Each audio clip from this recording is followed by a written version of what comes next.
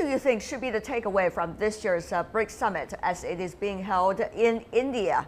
Mr. Guruswamy, your take?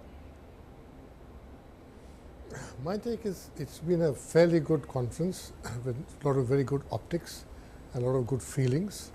We all couldn't have got everything we wanted in the Goa declaration, but I think by and large there is a lot of satisfaction in Delhi that it went off well without incidents, and there were no major disagreements and mostly agreements. And we are all agreed that there's a new importance to BRICS now because China and India together contribute to about $700 billion a year to world GDP growth.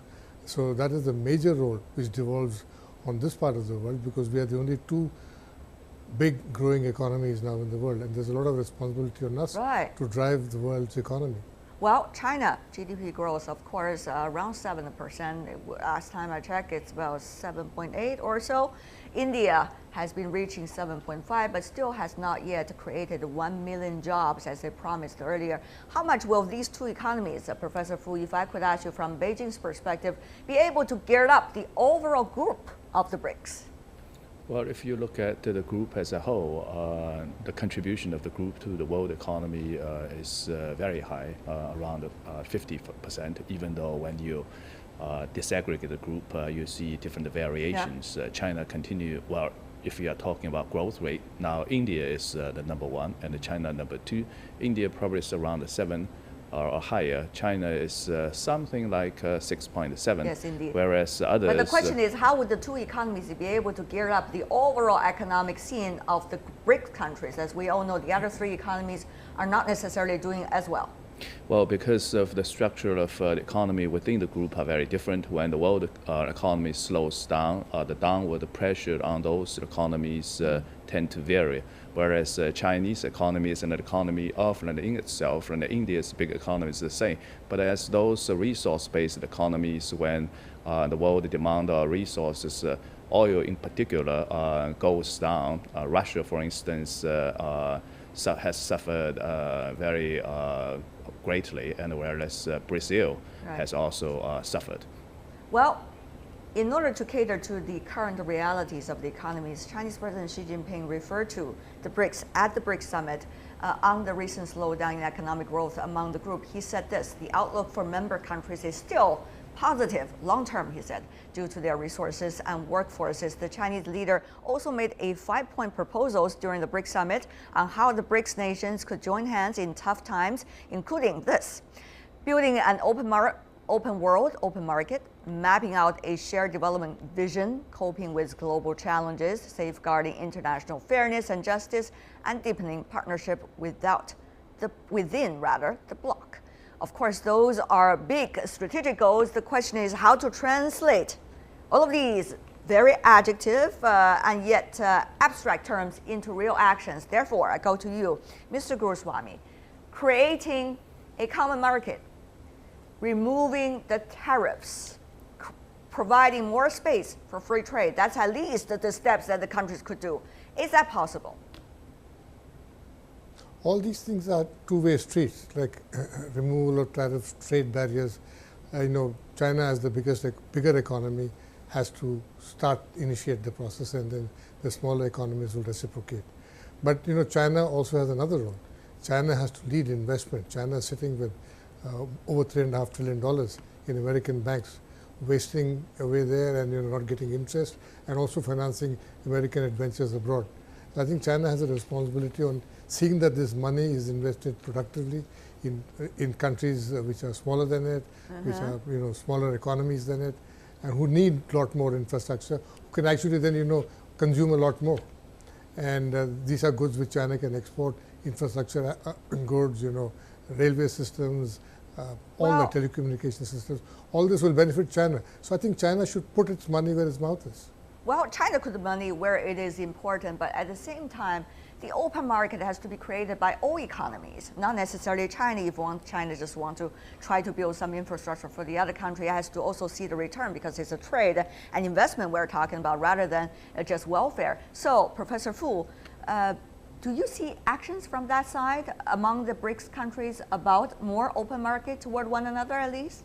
Well, there has been a lot of actions, but the question is, do you continue to improve the system within, and also with the system between the the BRIC group country with the rest of the world? Right. Within the country, I see a lot of complementarity between the 5 countries. You have resources countries. You also have big countries like China who continue to be in the midst of industrialization, even though Chinese economy has slowed, but at the rate of 6.7, the absolute size of the Chinese economy will continue to rise. And to push that economy, China needs resources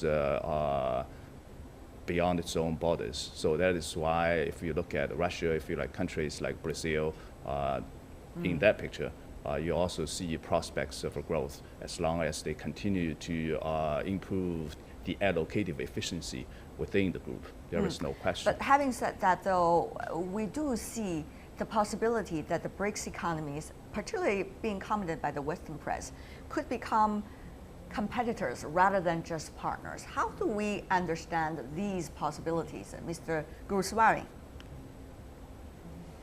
I think there's a tendency in the West to see everything which doesn't include them as a rival.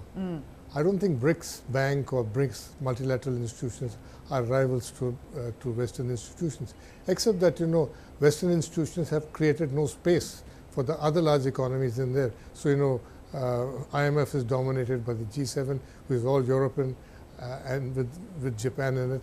And so, you know, so we had to create our own space.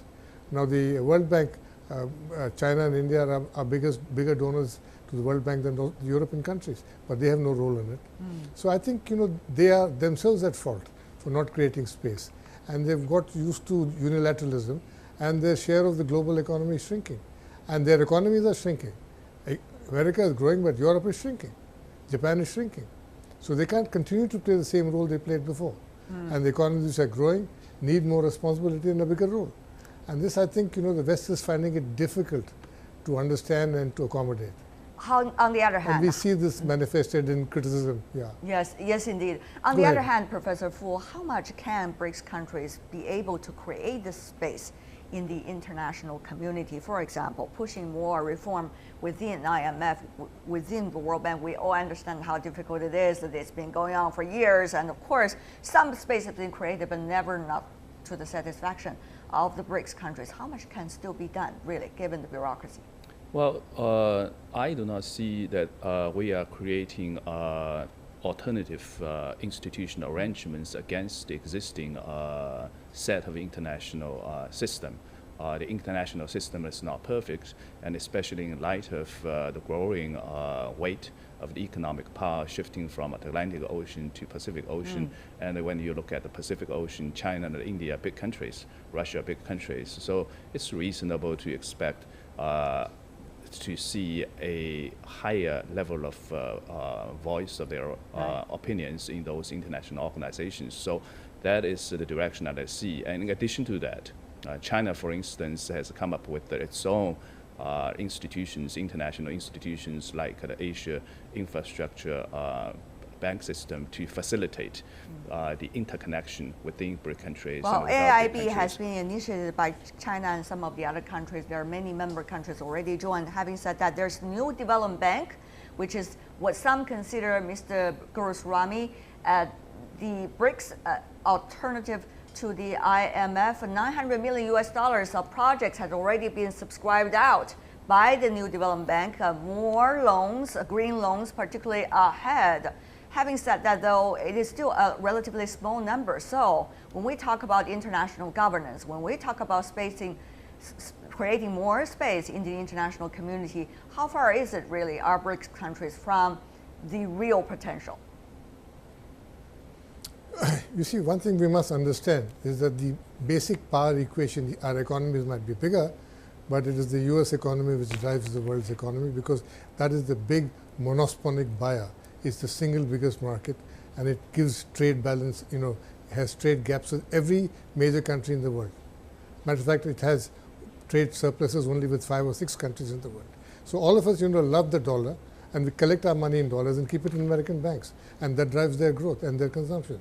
So I think this basic realization is that we are hooked to them, has not struck us. So, we keep thinking of GDP numbers adding to power, whereas actually it's the US consumption which adds to their power.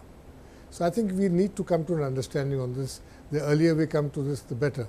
And then one of the things suggested in the last BRICS conference that we will trade in our own currencies, like China and India will trade in rupees and yuan, and Russia and China will trade in rubles and yuan. And that hasn't really grown, hasn't developed, because we still prefer to hold our money in dollars. China prefers dollars from India, India prefers dollars from China. So, right. There we are, playing the same old game. Well, there has so been. I think we need to come to substantial issues. We need to come to understanding. These conferences deal with superficial issues. I think you need to get the experts to talk to each other first. Exactly. I think they're talking on all kinds of levels. Having said that, though, half a minute to go. Professor Fu put you in a difficult situation. That is, China has put the RMB, including with the IMF, into the SDR basket. China, Russia doing border trade now in RMB. So there seems to be some changes. The question is, will 5 countries be able to do that together? Very small, very briefly from you. Well, I guess it's a process as the economy continue to grow and Chinese economy continue to win respect from other countries. Then when you see the end of that process, the Chinese currency will get increasingly internationalized. But as intermediate steps, when you see high degrees of complementarity between the two countries, Chinese economy, as I said, will continue to rise, even though at a slower rates. And we need the oil from Russia. And when those trades are carried out with the renminbi serves as a facilitator of those trades.